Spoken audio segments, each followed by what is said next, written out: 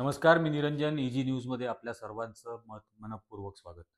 एक खूप मोठा घोटाळा हा समोर दिसतोय आणि असं वाटतंय की याच्यातून खूप मोठी गोष्ट, खूप मोठ्या भानगडी या 1001% बाहेर येतील. कारण सध्या आपल्या नॉन बायोलॉजिकल प्राण्याचे दिवस वाईट चाललेत.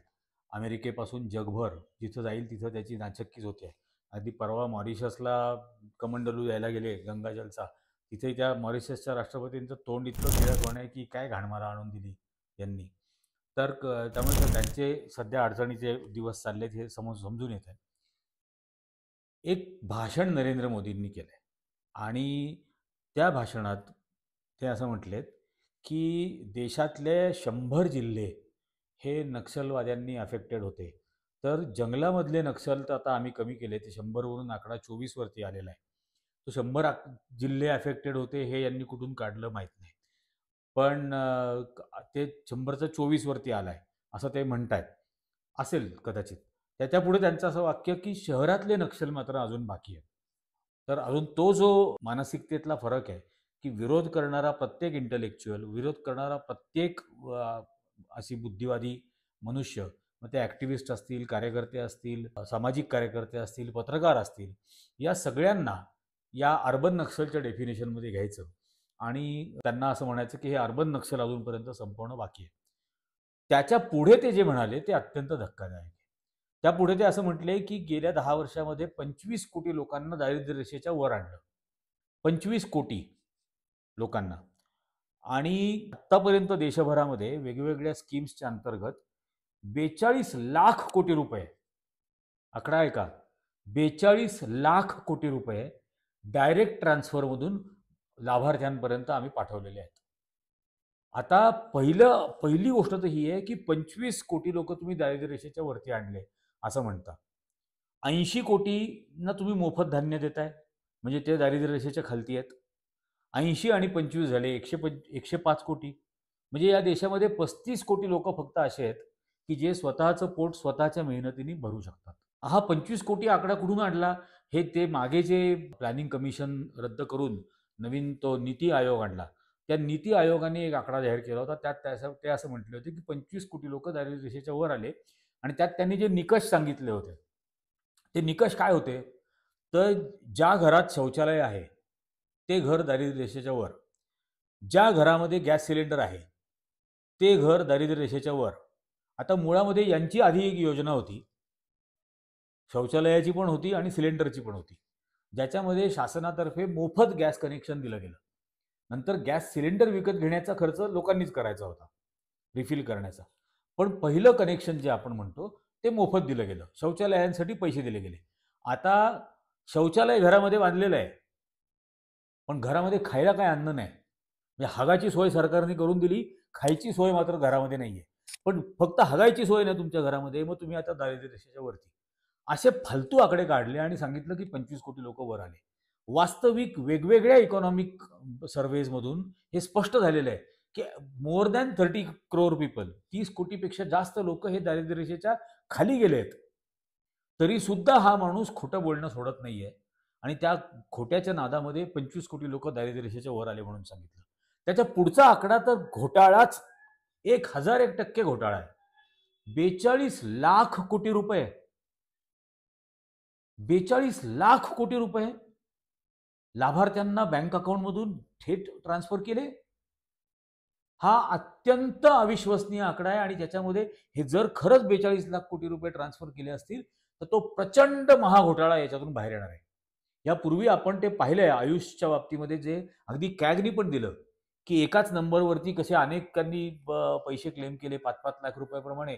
एका नंबरवरती काही काही हजार काही लाख लोक हे नोंदवलेले होते त्या सगळ्याच्या. तर हे सगळं बघून झालेलं आहे ऑलरेडी. आता हा 42 लाख कोटी रुपयाचा जो आकडा आहे हा अत्यंत संशयास्पद आकडा आहे.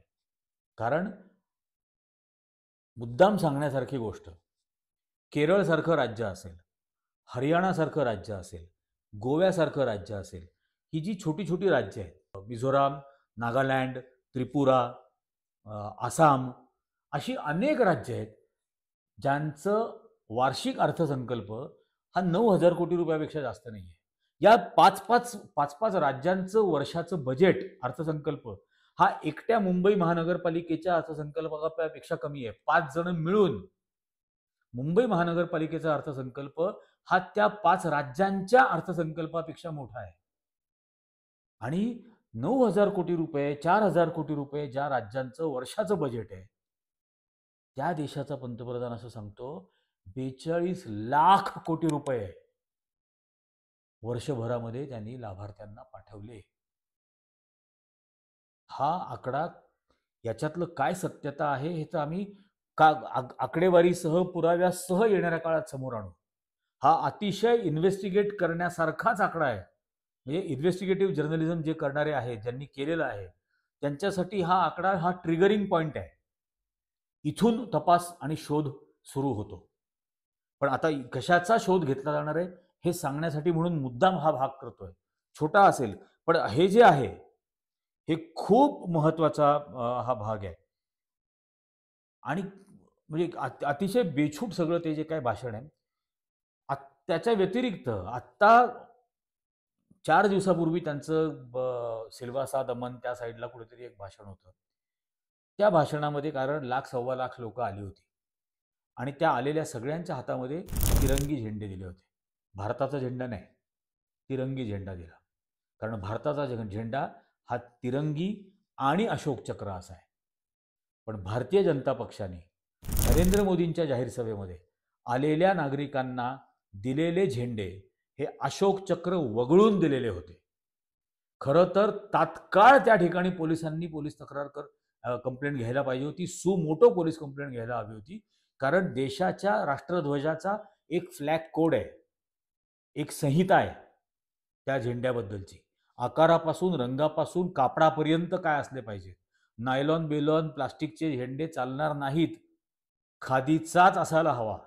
असं असून सुद्धा असे सगळे पॉलिथिनवरती वगैरे ते छापले गेले.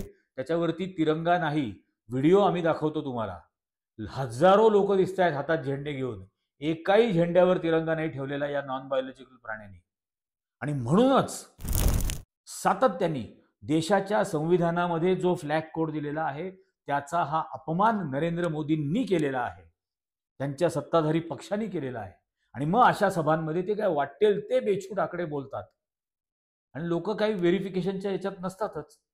आणि म्हणून हा 42 लाख कोटी रुपयाचा जो आकडा बोललेला आहे याच्यातली सत्यता पूर्णपणे आम्ही येणाऱ्या काळामध्ये लोकांच्या समोर आणू. आणि हा घोटाळा आहे की नाही, हा राष्ट्रध्वजाचा केलेला जो अपमान आहे, हा तुम्हाला पटतो का, हा मान्य आहे का अशा पद्धतीचा, हे तुम्ही नक्की आम्हाला सांगा. इजी न्यूजचे व्हिडिओज जास्तीत जास्त जणांपर्यंत पोहोचवा. जास्तीत जास्त जणांना याची लिंक शेअर करा. जास्तीत जास्त जणांना कमेंट करायला सांगा आणि जास्तीत जास्त जणांना लाईकही करायला सांगा. चॅनलचे सबस्क्रायबर जितके वाढतील तितक्या जास्त लोकांपर्यंत आपण त्यांना सतत जागं करण्याचा हा प्रयत्न करत राहू शकू. आजच्या भागामध्ये इतकंच. धन्यवाद.